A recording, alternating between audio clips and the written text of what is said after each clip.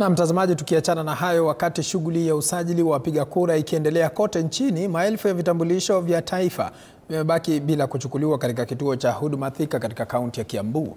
Kwa mujibu wa meneja wa kituo hicho, zaidi ya vitambulisho 5,500 vipya na vya kubadilisha vilivyopotea bado vipo kwenye afisi zao. Ametoa wito kwa wenyewe kufika kituoni na kuchukua vitambulisho vyao, akisisitiza kuwa hati hiyo ni muhimu kwa huduma za kila siku na kwa kutekeleza haki ya kidemokrasia.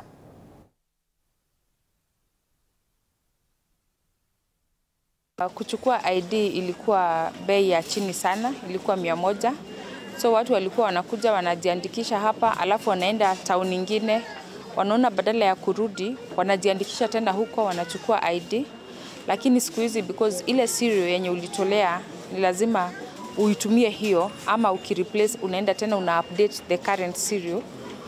Siku hizi naona watu wakichukua, lakini zenye ziko pending ndizo tungetaka watu wakuje wa clear, ndio kila mtu akue aki-exercise ukenya wake vizuri.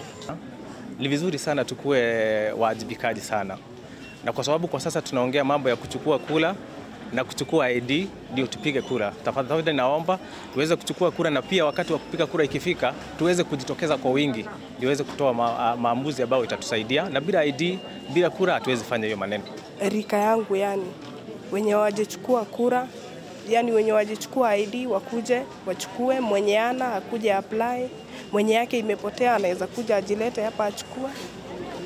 Ndio at least tungoje wakati wa kura tuweze kunini